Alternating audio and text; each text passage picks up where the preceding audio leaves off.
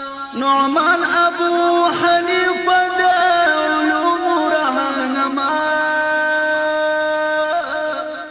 امام دی اعلی امام دی اعلی.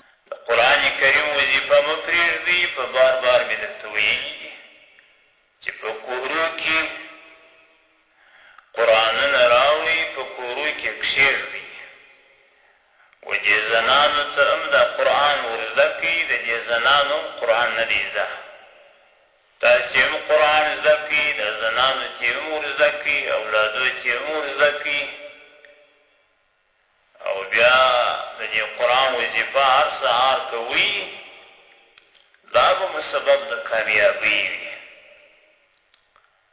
پیغمبر علیه السلام علیه الصلاة والتسلیم هغه څه وایي: لا تجعلوا بیوتکم مقابر.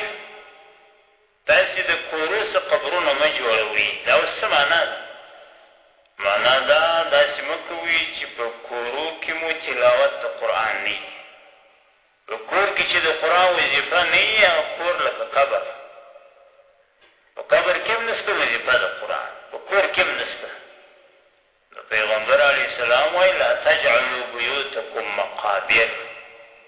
ای خلکو، د خپلو کورو څه قبرونه مه جوړوئ. یعنې مه کوئ داسې چې په کور کې مو وظیفه د قرآن نه وي. باره د دې کور و د ګور فرق نشته، د دې کور و د قبر فرق نشته. ان الشیطان یفر من البیت الذي یقرأ فيه سورة البقره. بېشکه شیطان ځغلي د هغه کوره څه چې په کور کې سورة بقره ویل کېږي. سورة بقره د قرآن کریم یو سورت دی. قرآن کریم یو 114 سورته دي، او په دا ټوله سورتو کې هم سورة بقره هغه اوږد سورت دی. نو پیغمبر علیه السلام وایي: هغه کور چې په هغه کور کې سورة بقره ویل کېږي، چې د قرآن کریم اول سورت دی د الحمدلله وروسته، نو په هغه کور کې چې سورة بقره ویل کېږي، د هغه کوره شیطان ځغلي، تیښته کوي، په سوځي، په تلاوت د قرآن، په کبابېږي. دا یوازې سورة بقره نه، هر سورت همدا حکم لري. هر سورت چې په کور کې وایه، شیطان په سوځي، شیطان ویلېږي. لکه پلاستیک چې اور ته ونیسې څنګه ویلېږي. دا تلاوت د قرآن چې کوي، شیطان داسې ویلېږي. دا چې پیغمبر علیه السلام بیا په دغه حدیث شریف کې یوازې سورة بقره ذکر کوي، دا بیا د یو بلې نکتې په خاطر چې سورة بقره اوږد سورت دی په ټول قرآن کې. نو دا سورة بقره چې ته وایې، بره په تا بوج راځي. بوج چې راغلی، دا عبادت خوندور شو. افضل الاعمال اشقها.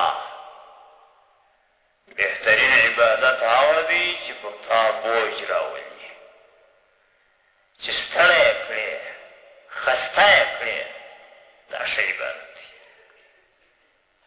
نو بوج په سورة بقره راولي، تقریبا 2.5 سپارې دي، دغونه سورت دی. بهترین عبادت هغه دی چې په تا بوج راولي، بوج سورة بقره راولي. نو لہذا پیغمبر علیه السلام سورة بقره ذکر کوي. سورة بقره وایه، دا ډېر اوږد دی، په تا بوج راولي، هغه عبادت به خوندور وي. او یا دا نکته ده چې زموږ د فقه احکام اکثره په سورة بقره کې دي، اکثره هم په سورة بقره کې دي، لکه لمونځ و، روژه و، زکات و، حج، داسې شیان، طلاق، نکاح، دا په د سورة بقره کې ډېر دي. لہذا پیغمبر علیه السلام دغه سورت خاص کړي. نو د قرآن کریم وظیفه مه پرېږدئ. په کور کې کوئ، هره ورځ همیشه توپ وکړئ. داسې مه کوئ چې یوه ورته وظیفه وکړئ، بیا پاتې شي. بیا یوه